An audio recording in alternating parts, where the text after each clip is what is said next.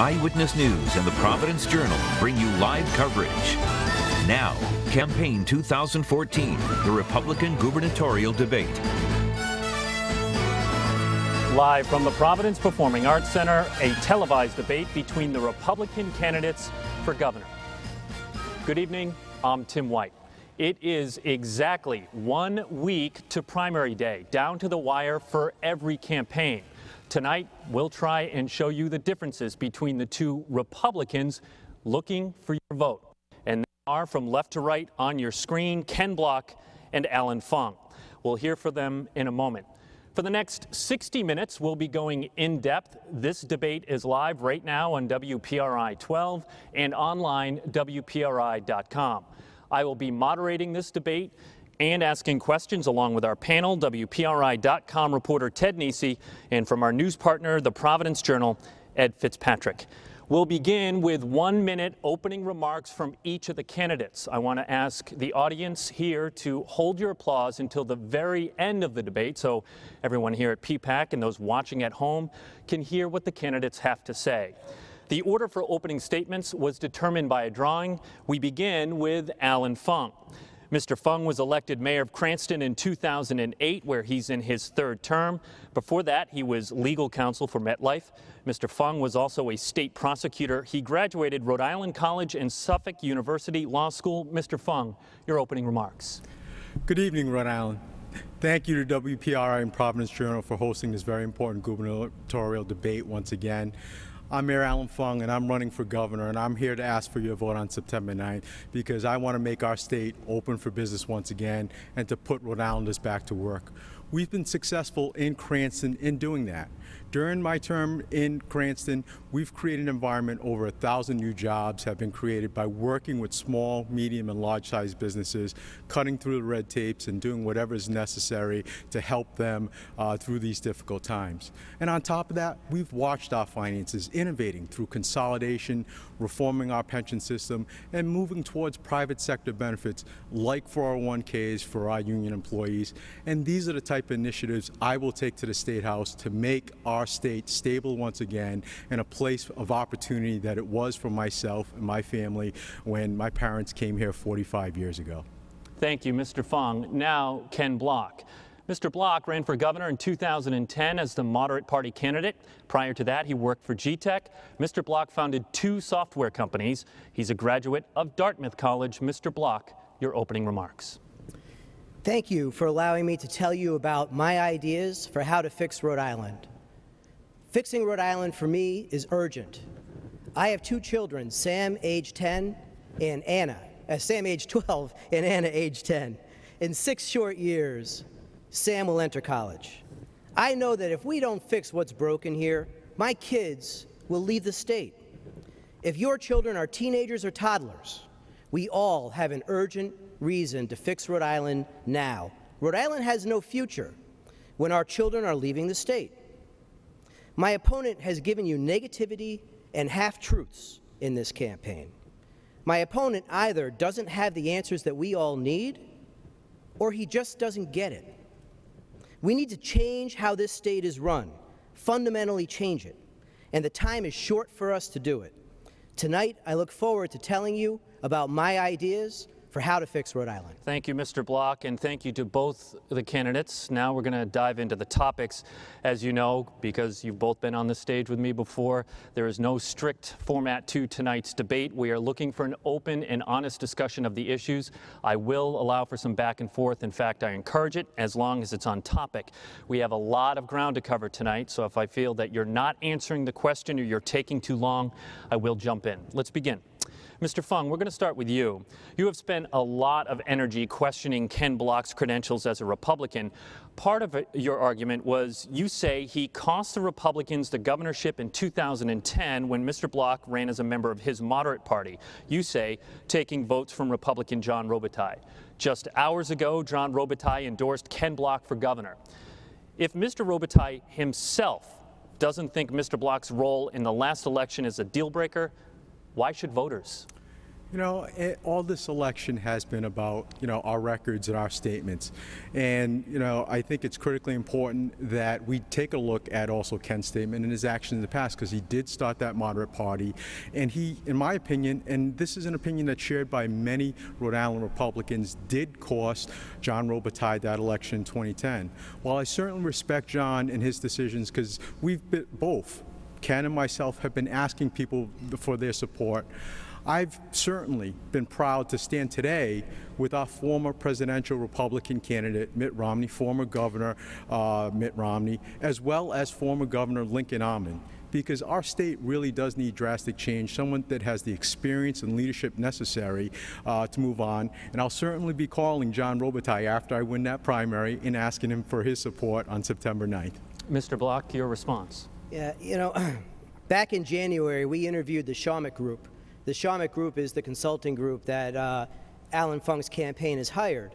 And in the 2 months that we interviewed them and opted not to use them, they promised us that if we hire them, they could bring Mitt Romney in and endorse my candidacy. So I'm not overly surprised that Mitt came in and endorsed Allan. We sort of expected that, given who the Shawmut Group was and what they did. Look, I've spent the last 6 to 8 years of my life dedicated to bringing the change that we need in this state. We need fundamental change, and I have worked very hard, whether it was trying to build a new party which didn't work, eliminating the master lever, testifying against the expansion of binding arbitration for teachers, and pushing back against the persistent progressive Democrat push to increase our income taxes.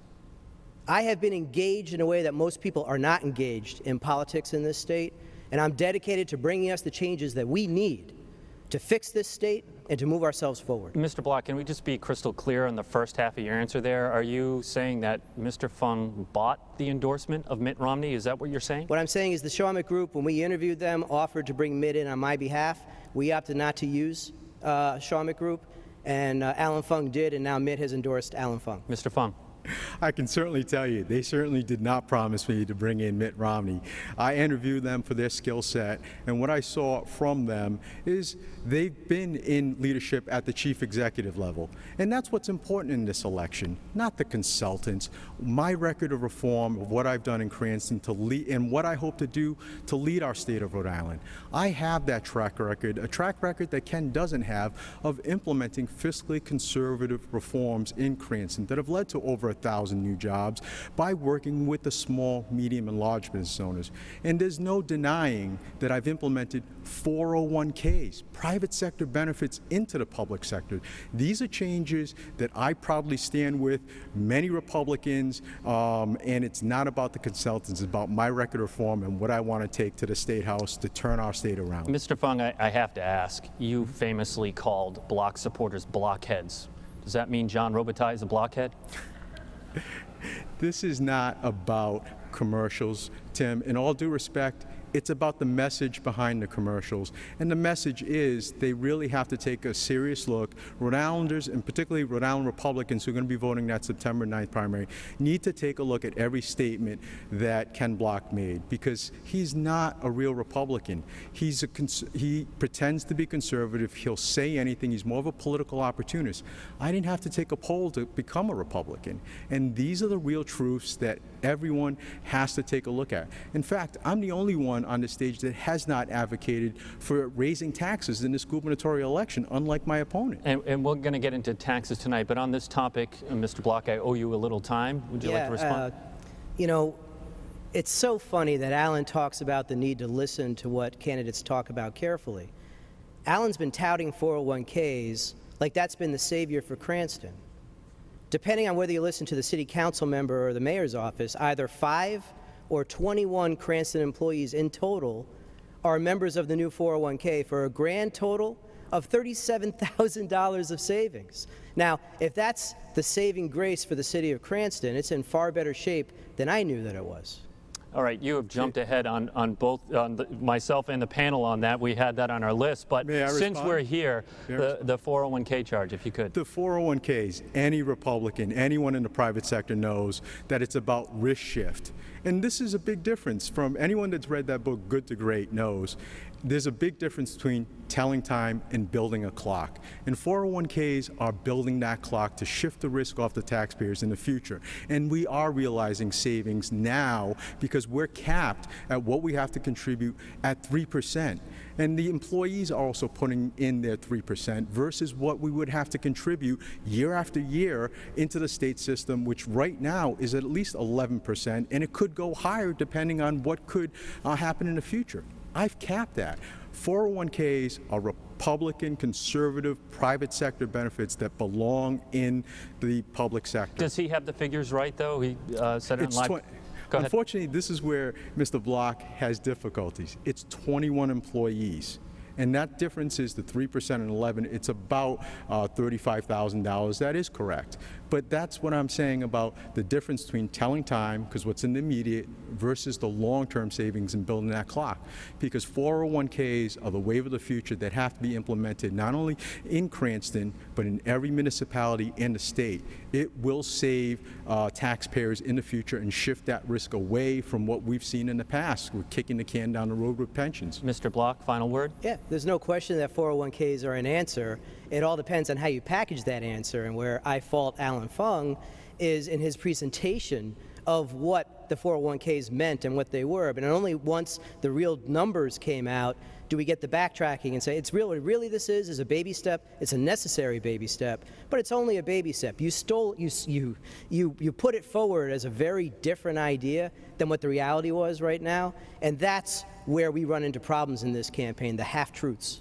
We need to get away from the half-truths. All right, we're going to move on to our next question from, no, you're actually heavy in that segment, to WPRI.com reporter Ted Nesi. Ted. In the days leading up to this debate, we've gotten a lot of questions from viewers about who are concerned about illegal immigration, particularly in the wake of the child migrant crisis at the border that's been in the headlines this summer. Mr. Block, I'll start with you. A simple question. Do you think illegal immigration is a serious problem for Rhode Island specifically? And if so, what would you do about it as governor? It's a serious problem for Rhode Island specifically. It's a serious problem for our country as a whole. As an employer, I've helped 2 employees immigrate the right way, the legal way. I got them H-1B visas and I got them green cards. I spent thousands upon thousands of dollars to bring people into the country the right way, and yet we have millions of people who come into the country the wrong way, the illegal way. It's dangerous. It represents a humanitarian crisis. And we need our federal government to get a handle on this situation and to bring it under control, because as long as we have 2 different forms of immigration, one legal and one illegal, we have an unworkable system in this country, one that must be fixed. Mr. Block, what though if there's no sign the federal government will do anything about immigration anytime soon with the way things are going in Congress? So if you become governor, what steps would you take as governor to deal with the illegal immigration problem you just referenced in Rhode Island? As a Republican governor in Rhode Island, I will press our representatives in Washington, D.C. of both parties to focus on this problem and to fix it. Because what we have right now is a mess. What we have right now is unworkable. We can't afford to have people living in the shadows, nor can we afford to have the 2 forms of immigration that we have right now. So you would not take, though, any steps in terms of state policy? You would only advocate for federal policy? Immigration law is a federal issue. It cannot be a state issue. We can't have 50 different state solutions in terms of conferring citizenship to individuals. Mr. Fung, same question to you. Do you think illegal immigration is a serious problem specifically for Rhode Island, and would you do anything as governor about it? First of all, my parents, when they came here in 1969, they came here legally. And for those Rhode Islanders that remember, back then, it was a different set of laws, and you had to be sponsored. My parents came here the right way, and that's how many individuals have to come into our country and into our state. You know, as governor, I similarly would not take any approaches, particularly with respect at the state level, to grant licenses to any individuals that are undocumented, because I also believe that this has to be addressed at the federal level. We should not be, as individual states, creating these separate patchworks, sometimes conflicting patchworks, that, to address problems that the federal government really needs to take.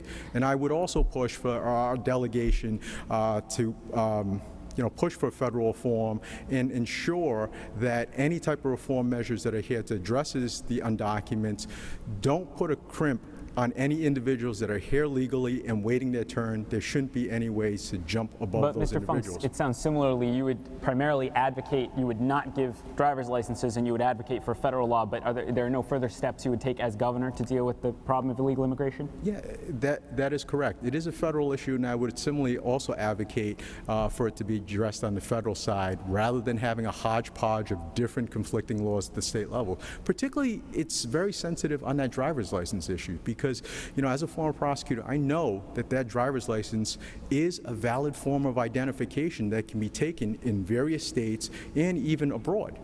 Mr. Block, you can respond. Yeah, I'm compelled to point out that in the past, Allen backed the amnesty ride. Allen backed full amnesty for illegal immigrants without regard to fixing the bigger problem of immigration control. When and how did he do that? That was about, what, 8 years ago, Alan? Are you referring to, in what form? Did he advocate? Did he pass something? Yes, he was a supporter of the, was it the Freedom Ride, I think it was called? Well, Mr. Fung, I'll let you respond. Talk about, you know, lies and half-truths. You know, listen to what's coming out of Ken's mouth. I've explained the situation to the Providence Journal about my support. There was not amnesty. I have never taken a position to support amnesty. The Immigration Workers' Freedom Ride was urging for federal reform of this very sensitive issue. And it was supported by many individuals, including business groups. And this was during a time that I was on the City Council, and it's consistent with the position that I've always taken, that it has to be reformed at the federal level. Mr. Fung, Ken, please tell the truth. A follow-up question from one of our viewers who asked, this is Cheryl from Scituate. As you know, Governor Kucheri issued an executive order in 2008 ordering state government and contractors to use the federal E-Verify system to check workers' citizenship status. Upon taking office in 2011, Governor Chafee rescinded that policy. She asks, if you win, will you restore Governor Kucheri's policy on E-Verify? I do support the use of E-Verify. It's a tool that is utilized by many in the private sector, and when we're talking about public funds, public tax dollars, it similarly also should be put into place for our taxpayers as well. Mr. Block, same question. Cheryl from Scituate asks, would you restore Governor Kucheri's policy on E-Verify? I use E-Verify in my business and the state contracting that I do for other states. It's required, it's simple, it works, and it enforces an area of federal law that's crystal clear. To be able to work legally in the country, you need to have a valid Social Security number. All right, thank you, Ken. Before Mr. Block, before we go to Ed, follow-up question. Mr. Fung said he does not support driver's license for undocumented immigrants. Maybe you said it in the answer, I missed it, but what is your stand on that? I do not. It doesn't make any sense. State governments cannot be setting federal immigration law, and we can't have 50 different solutions. Not to mention the fact that you can't drive legally in this state without driver's insurance, and you can't buy driver's insurance without a valid Social Security number. Okay, let's get to Ed Fitzpatrick from the Providence Journal. Ed. Some Republicans, including former Cranston Mayor Steve Laffey, have argued that Rhode Island should adopt a right-to-work law, which would weaken labor unions by allowing workers in union jobs to opt out of union membership and paying dues. Do you agree with Mr. Laffey? Why or why not? Let's start with Mr. Fung. I'm sorry, Mr. Fung or Mr. Block? Mr. Fung. Yeah. You know, the right-to-work legislation that has been passed in numerous other states has created an environment where businesses are thriving. Personally, that is something that I would support because it sends a pro-business message to many employers, not only in Rhode Island, but throughout, you know, outside the state, that we mean business and that we want employers here. Mr. Block. Right to work would be a substantial shot in the arm to the Rhode Island economy. There's no question about it. The first step towards looking at it is understanding recent federal case law that looks at unionization of certain classes of state workers who are independent contractors. And we need to look at those laws that we passed specifically where it pertains to daycare workers. And we need to unravel the unionization of daycare workers. It was a mistake. Federal law seems to indicate very clearly that they should not be unionized, and we need to roll that back. Okay, Ed, we're going to go to a section now that you both know very well, and that is our rapid-fire section of the debate.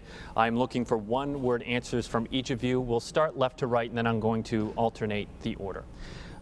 Mr. Block, to you first. Do you support or oppose adding table games to Newport Grand? I oppose. And Mr. Fung? I would only support if the local voters, support it. So with their endorsement, it would be a yes? Yes. Yes or no, Mr. Fung, do you support or oppose implementing the Common Core state standards in Rhode Island schools?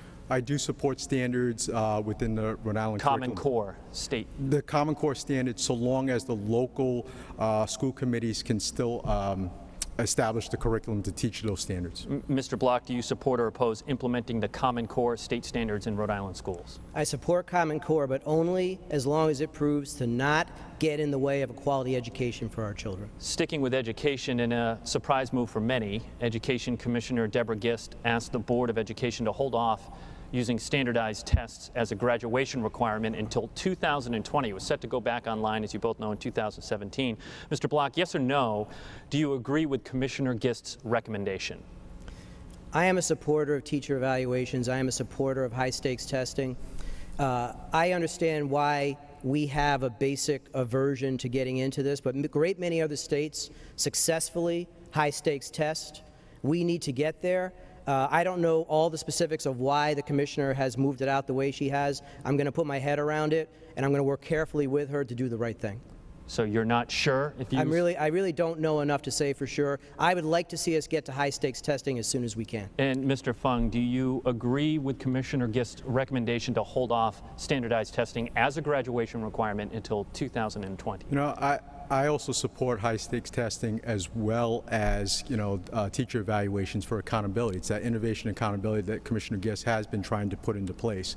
And I'm going to defer to the Commissioner because as Mayor of Cranston, you rely on the judgment of your directors. So that's a yes, you agree with her. Okay, let's try and get back onto the rapid fire. Yes or no, if you win your party's nomination, Mr. Fung, would you consider signing a People's Pledge with the Democratic nominee? No. And Mr. Block? No. For the final rapid fire question, we actually have a viewer question, and not just any viewer. Bishop Thomas Tobin submitted a question online, and I will tell you that we talked with the diocese and confirmed that it was the bishop who emailed this question.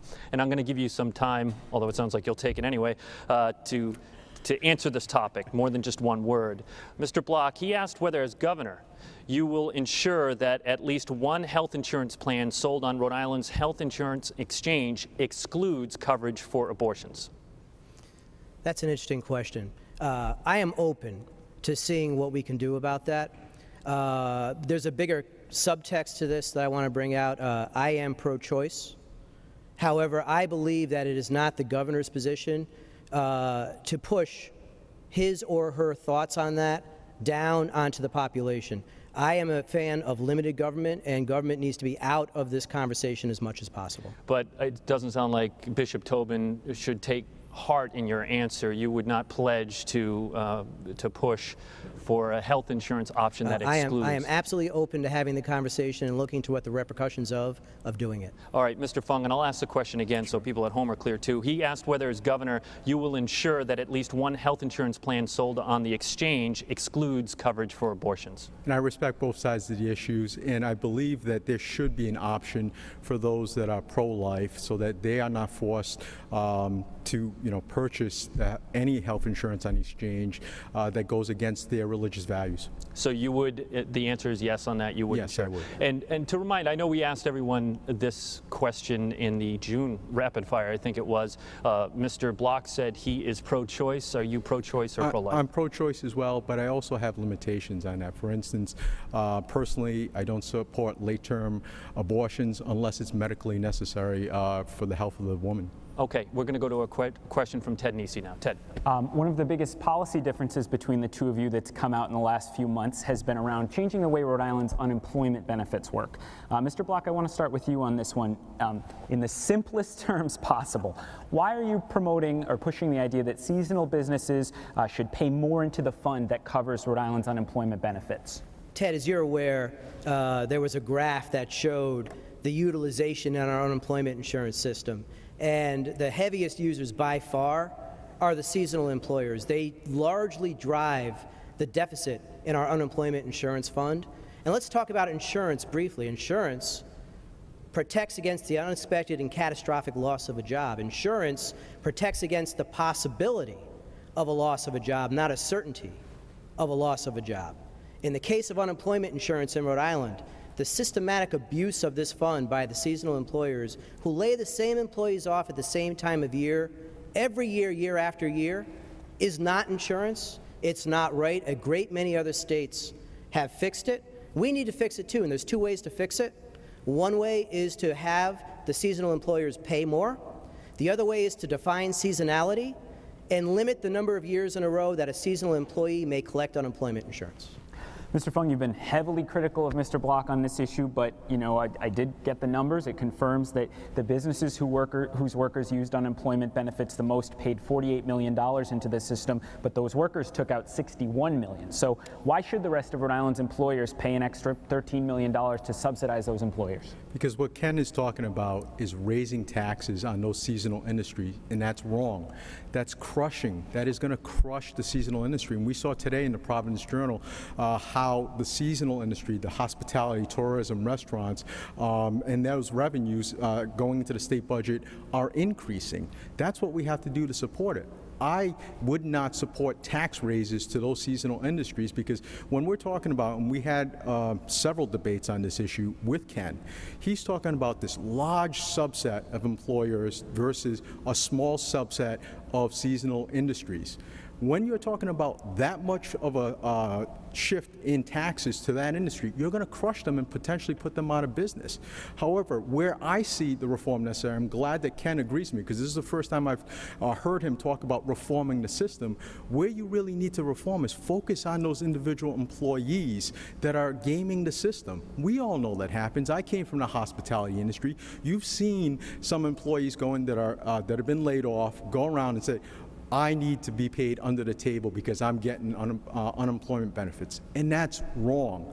That's the fix that has to be focused on, not on passing higher taxes, higher costs to those seasonal industries that would crush Mr. Block, there's no doubt those employers would pay more under a proposal to shift so that they're covering their own costs. What do you say to Mr. Fung? Yeah, in the states that have solved this problem through asking the heavy users of the fund to pay their way, we have not seen a mass extinction of hospitality and restaurant jobs.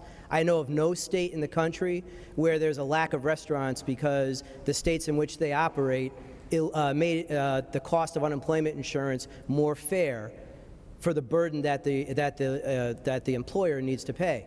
But there's a reasonable way to do this without raising taxes on them. And again, I'm open to both ways, Mayor Fung, and I've been talking about this for a while. Mayor Fung likes to ignore the fact that I've done this. There are two valid ways to do it, but much more telling for me is the mayor's pandering for the votes of those in the hospitality industry. We have the worst ranked unemployment insurance system in the country. We must fix it.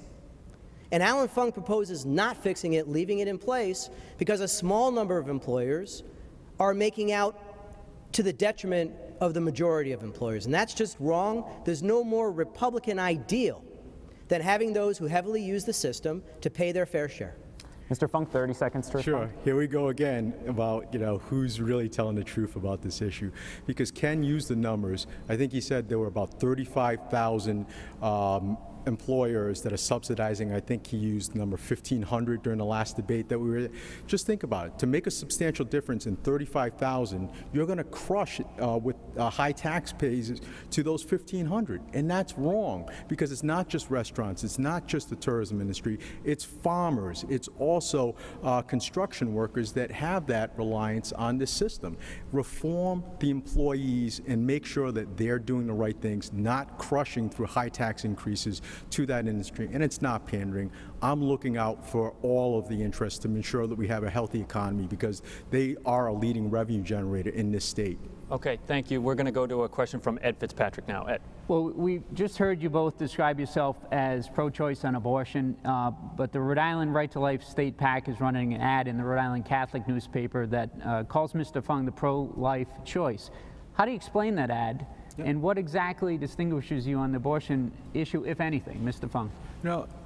I've always been pro-choice, but I sat down with the advocates on Rhode Island Right to Life and talked to them about my stance.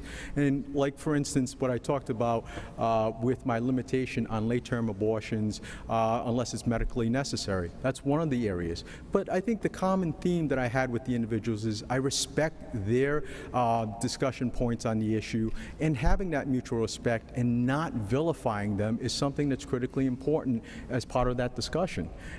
In fact, even when I mentioned to them about, I know my opponent had urged for the veto on that pro-life license plate, I told them that's not something I would have vetoed. In fact, I wouldn't even have vetoed a pro-choice license plate as well. It's about respect on both sides of the dialogue. Mr. Block. You see, I would have vetoed those license plates whether it was pro-choice or pro-life, because I don't think that the rear ends of our automobiles ought to be having those kinds of state-sponsored messages on them, because I believe in limited government. Ed, as you know, there was an interview that you did with Mayor Fung back in, I think, 2004 or 2003, where he described himself as an abortion rights advocate. And I just find it fairly remarkable that he's now been endorsed by Right to Life, Rhode Island Right to Life, when that is how he described himself at one point in time. Mr. Fung. No. Like I said, I've talked to the advocates on this side of the issue, and it's about that mutual respect for their opinions and for their issues. It's not any type of pandering as Ken wants to kind of portray every stance that I take. It's about a mutual respect and dialogue, and I've always held that mutual respect on any of the issues that come in front of me as mayor, and this is the same promise that I had to them if I'm elected governor. Mr. Block, final word on this topic? I think we've covered this topic just fine. So we have a viewer question now. We'll go to Mr. Block, to you first. Tom from East Greenwich has a pointed question for both of you. Agree or disagree? The election of Buddy Cianci this November as the mayor of Rhode Island's capital city, who is a convicted felon, would represent an impediment to Rhode Island improving its image as a good place to do business. Mr. Block, do you agree or disagree with Tom from East Greenwich?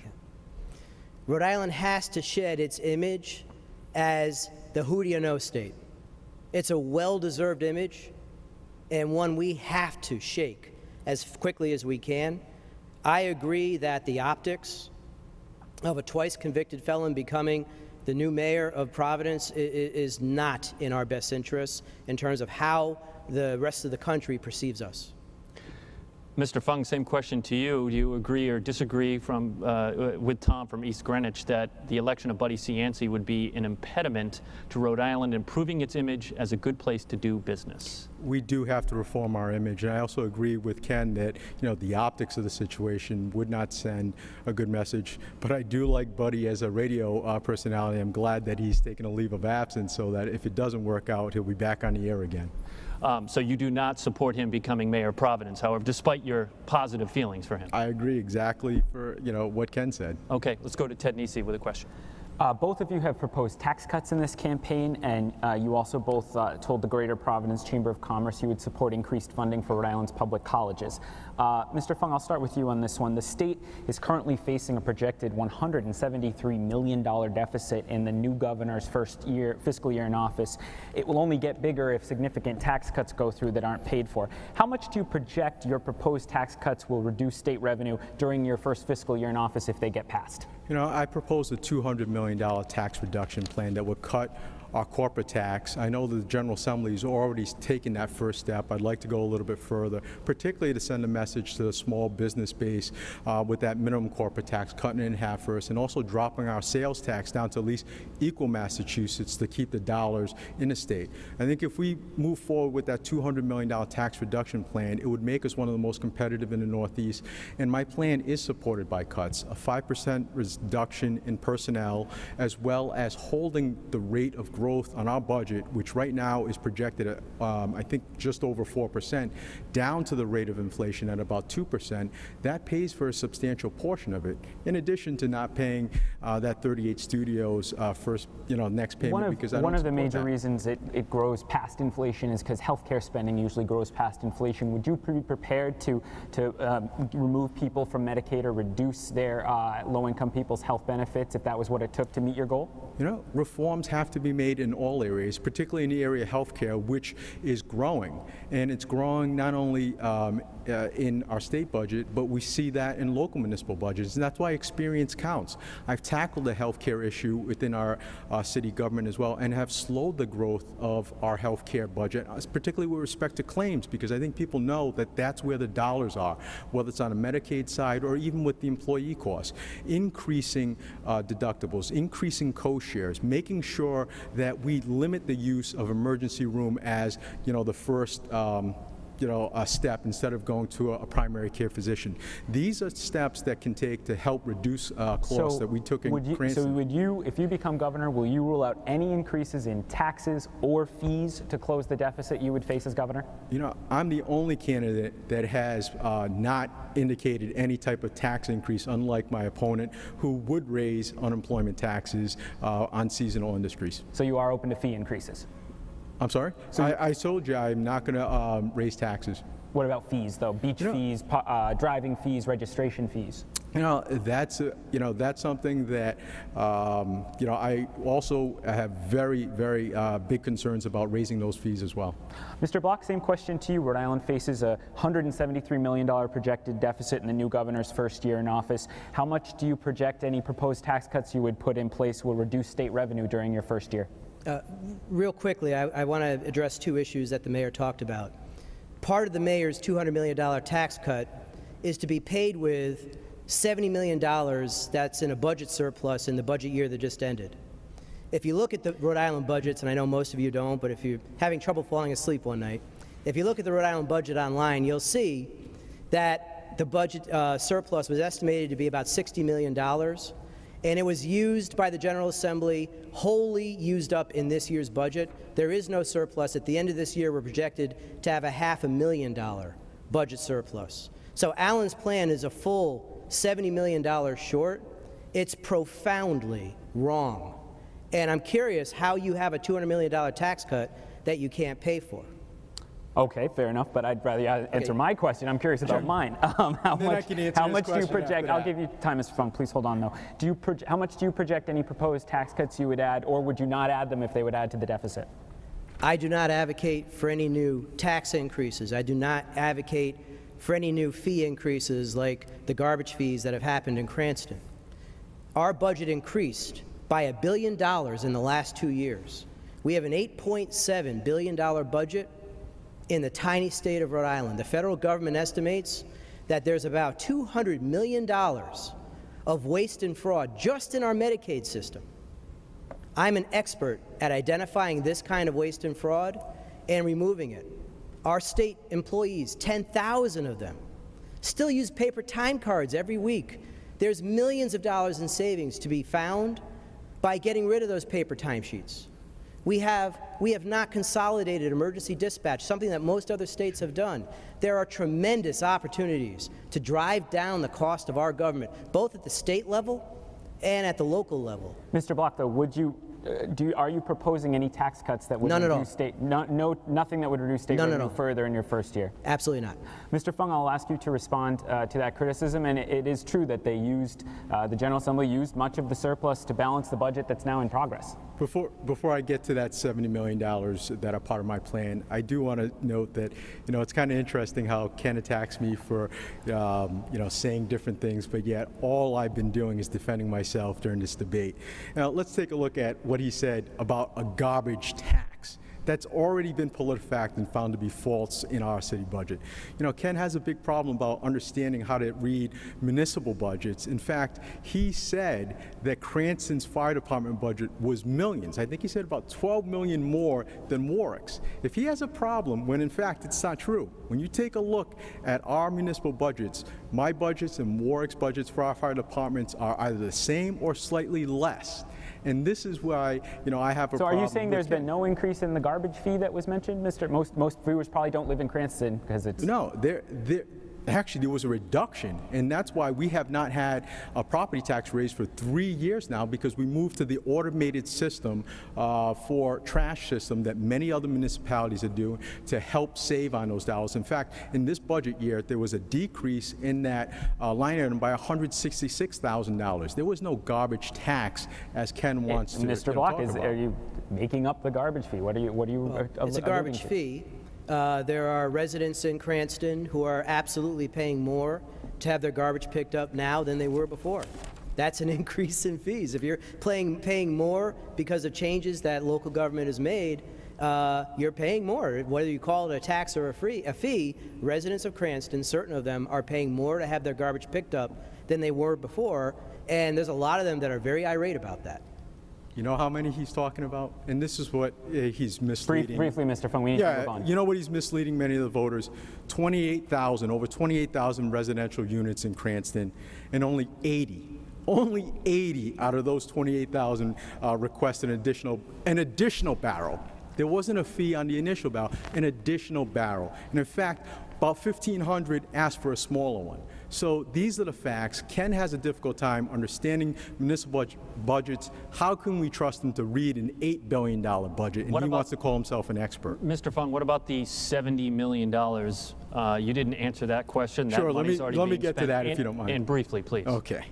You know, and this is why experience counts, because there's a big difference between what we finish, and the state did finish, as we saw in the paper, with, it wasn't a $70 million, but a $68 million actual surplus. And they're projecting out-year deficits. And we do the same thing in Cranston. You take a look at your actuals and do projections in the out-year, and you make adjustments mid-year, even monthly, to make sure you come in the budget. There's a $68 million deficit, and they budgeted about $59 million to balance the current budget. So are you double counting that money? I'm not double counting that, but Ted, take a look at the past 3 budgets, or I think it might have been 4 now, where they've been projecting even higher budget deficits and come in yet with actual surpluses with the years that close because of management. And this is why experience, whether it's municipal experience or state experience, any public service experience counts. We've done that managing budgets in Cranston. These are the same type of experiences I will take to the state level to manage the budgets and watch our dollars as they come into the state coffers. Mr. Block, final response. You know, we did misread Cranston's fire budget, and in one debate, it might have been here, it was somewhere else, I admitted we misread it. I'm able to admit when we made a mistake. I think Allan really messed up on the $70 million, and he won't admit it, whether it's the $70 million, whether it's the police scandal. There's a whole bunch of things that have happened in this campaign where the mayor has never said, you know what, I simply messed it up. But as a leader, I'm able to admit when we made a mistake, when we read the Cranston fire budget and compared it to Warwick, who put their numbers out totally differently from each other.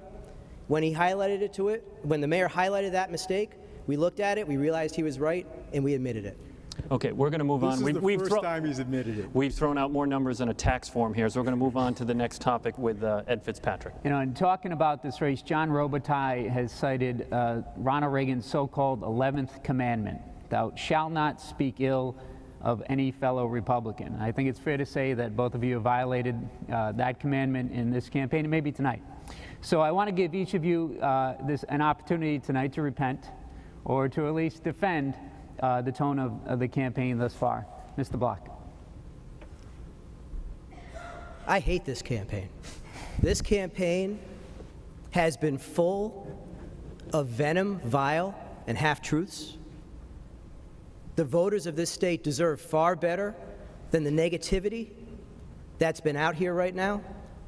If we could do this all over again and run it totally differently, I would be all about that, because little has happened here to help the voters decide who's the best person to run this state and solve the problems that we have right now. Would you take any responsibility for that? You know, we didn't start the negativity. It was launched on us pretty much the day that we came in. The challenge when a negative race is run against you is you can't let the negativity go unaddressed, because negativities and half-truths left unaddressed at some point become truth. So you have to respond at some point. It's necessary. Anyone who watches politics knows it. This is not the kind of race we wanted to run. I think the viewers of Rhode Island see where much of the negativity and half-truths have been coming in tonight's debate.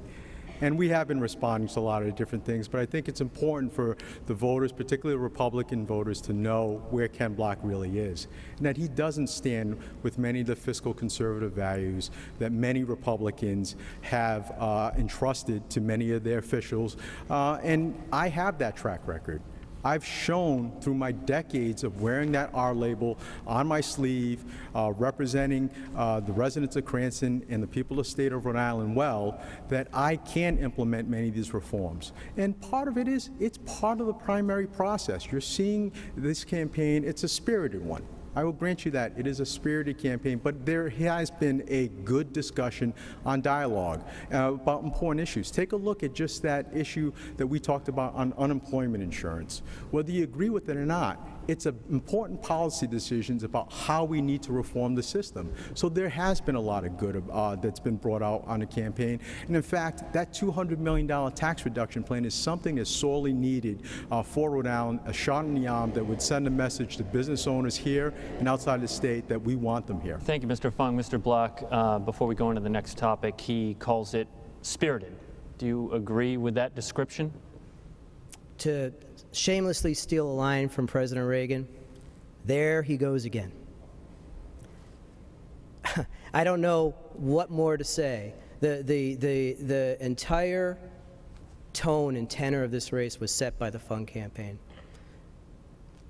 It doesn't help you, the voters at home, understand how to fix what's broken here, what the candidates are bringing to the table to help your kids, your grandkids, or you, if you don't have a job, get that job. How do we bring jobs back to this state? And in fact, even here tonight, we still haven't really come to the crux of getting to the bottom of what we're specifically going to do to fix this state up. Let's talk about a big problem this state is facing. It's a big policy issue, and that is education. Same region, Mr. Block, same region, same population demographics, active teacher unions, but Massachusetts has a world-class education system, and Rhode Island consistently performs near the bottom. Why? Teacher evaluations and high-stakes testing, the MCAS, and every other year teacher evaluations is how Massachusetts turned around what was once one of the worst statewide school systems in the entire country, and they turned it into a good one. Now, I understand that there were challenges and problems with NECAP, that there may be challenges or problems with PARC, but what we need to do is identify how to do this testing and get it done. But most importantly, what a high-stakes test in a junior or senior level in high school, when we test a child and find out that that child only tests out at a 6th grade level of education, the only thing that we've learned is that we've blown it. We have to do a far better job at identifying children at risk in kindergarten, something that states like Florida and Ohio do substantially better than we do. We need to identify those children at risk. We need to give them the extra help possible. Because when we move a child through 12 years of public education and hand them a diploma and they have a 6th or 7th grade level of education, that's a shame for everybody, and we're graduating that child into welfare. Mr. Block, I have to admit I'm a little confused. In the rapid fire section, you said you weren't sure if you agreed with Education Commissioner Deborah Gist when she held off to 2020. You wanted to look into it more. But here, the centerpiece of your answer was indeed high-stakes testing. How do you square that? We have to get to it. And again, I don't know if there are problems with PARC that the commissioner has identified. I don't know where the issues are and why she made the decision that she made. But what I know as governor is that we need to identify what the high-stakes test is going to look like, put it into place, identify a non-intrusive way to assess our teachers, a fair way, and to put that into effect, something that more than half of the other states are doing, and most of the states with excellent educational outcomes are doing that. All right, Mr. Fung, the original question was same region, same demographics, but yet Massachusetts has a world-class education system and Rhode Island performs near the bottom. Why do you think? We need to continue to push for innovation and accountability. And it also goes beyond just testing as well as the teacher evaluations. We've got to do more. I've always been a supporter of educational reform, but most importantly, educational choice for the students and the parents. And we have to continue to provide more options for parents out there and ensure that our school systems are making our students ready for the workforce of the future. And I propose, as part of my education reform reform package a change, a shakeup in the governance of our educational system. No longer will we have the days where education's separate from the city side or education separate from governor. We have to start thinking and breaking silos down and making education, the commission report into the governor, and also putting together a Jobs and Education Council. And that's something that I firmly believe in, making sure that we marry the private sector and their needs, the employers and their needs, along with our cabinet members that touch business and our education commissioner and the curriculum that's being taught, whether it's in elementary school, high school, or even college, to get the kids ready. Okay, thank you, Mr. Fung. We're running short on time, so we're going to go to Ted now with a question. This is a quick question, and we'll start with you, Mr. Block. Governor Chafee and Governor Kachuri both made two of their top aides, Richard Leach and Brian Stern, respectively, judges with lifetime appointments. Would you be willing to appoint one of your top aides as a judge, or would you decline to do so? I would not, and for anyone who would like to have a job in the Block administration, I have bad news for you. There are no judgeships pending for you. Well, you might have to pick judges eventually. Is there a certain approach you would take when those names came to you from the JNC, from the nominating commission? An outsized number of state judges in Rhode Island came from the legislature. There are a tremendous number of highly qualified attorneys in the state of Rhode Island who have not served in the legislature, who could do as good a job, if not better job, at being a judge. And we need to make sure we balance out who becomes a judge in this state, and we do it all based on the merit, not based on who do you know. So you won't appoint any lawmakers as judges if you become governor? If I would do everything in my power not to, because we have too many as it stands right now. Mr. Fung, same question. Governors Chafee and Kachuri both appointed top aides as judges. Would you consider doing the same if you become governor? I came out strongly against that appointment. And I issued a statement, a very issued statement, indicating reforms of our judicial selection system, including getting magistrates, which is another area that has received a lot of, less scrutiny, but needs more attention in those type of appointments. Because I'm a native Rhode Islander, I've seen a lot of the system and how it's being played. I'm proud of the fact that I was out there advocating against that. We're running short on time, Mr. Fung. Just to get you on the same point, would you be willing to appoint a lawmaker as a judge, or would you rule that out? No, I said that then during my reforms that I would not appoint individuals that have served in my administration or lawmakers, right out of the gate. Okay, we're going to go with a couple of quick questions here. I want to make sure you both have time for some closing statements. And look, this has been a pretty heated primary between the two of you.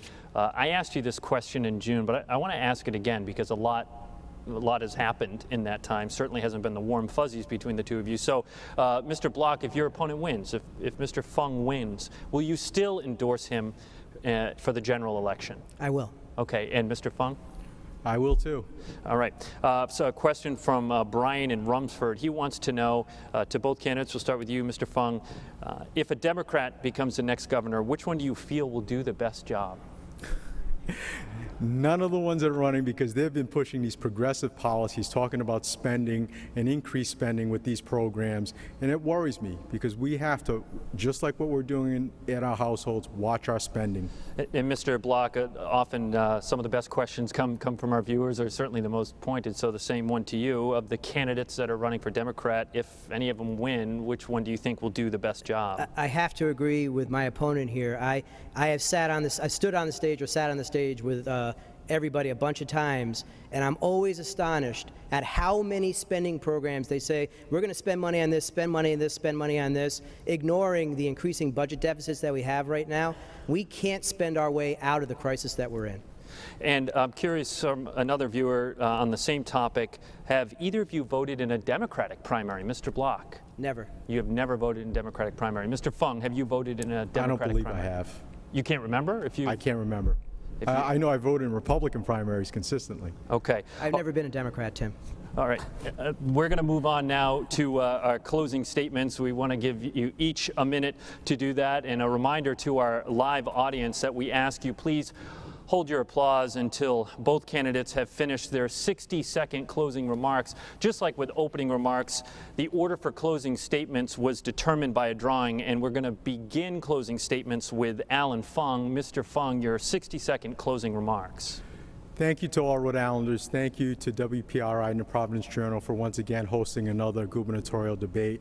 I'm asking for your vote on September 9th because Rhode Island needs a proven leader, one with the necessary skill set who has a track record of reforms like what I've done in Cranston to move our state forward and has the sense of urgency of what needs to be done. You know, during my time in Cranston, I have worked with the business leaders to create that environment, and I want to do the same for our business leaders at the state level. We've created an environment helping 1,000 new jobs be created in Cranston, and this shouldn't be difficult to do in every city and town across the state. Under a Fung administration, CEOs both in the state as well as outside of the state will know that we're serious about cutting taxes, cutting through the red tape, and making a world-class education possible for all of our students so that when they're ready and out of our college and university, they're going to be employed with the jobs that are here in Rhode Island.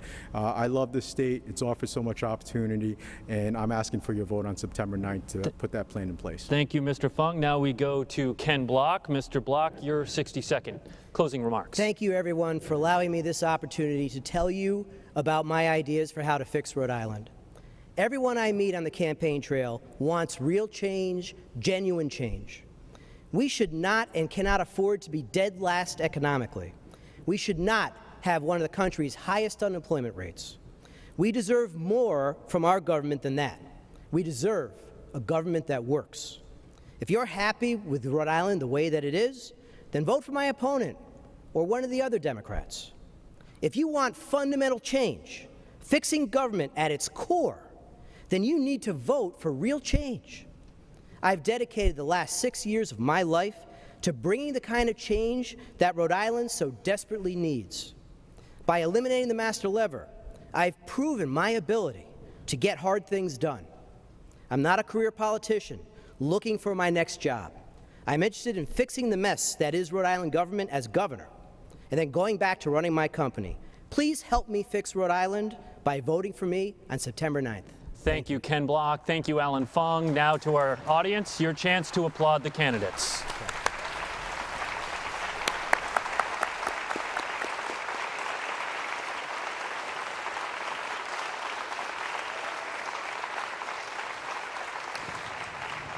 We want to thank the Providence Performing Arts Center for having us here tonight. That does it for our Campaign 2014 Republican gubernatorial debate. Be sure to watch Eyewitness News at 10 on Fox Providence and at 11 on WPRI 12 for a complete wrap-up of tonight's debate, as well as expert analysis with Joe Fleming. You can also watch and follow our Campaign 2014 coverage online, WPRI.com. You'll find our latest Eyewitness News Providence Journal poll there as well. We also want to remind viewers that we had both of these candidates on our stage in June. So if you feel like we didn't ask a question tonight, chances are we asked it a couple of months ago, so you can watch that entire debate online, WPRI.com. We had a lot of great viewer questions after the primary, more to come, so please keep those questions coming in. Primary day, of course, is September 9th. Most polls open at 7 a.m. Check with the Secretary of State's website for your town's exact time, but all polls close at 8 p.m. Make sure you bring a valid photo ID with you to your polling location. That does it for tonight's debate. For Ted Nesi and Ed Fitzpatrick, I'm Tim White. Good night from the Providence Performing Arts Center.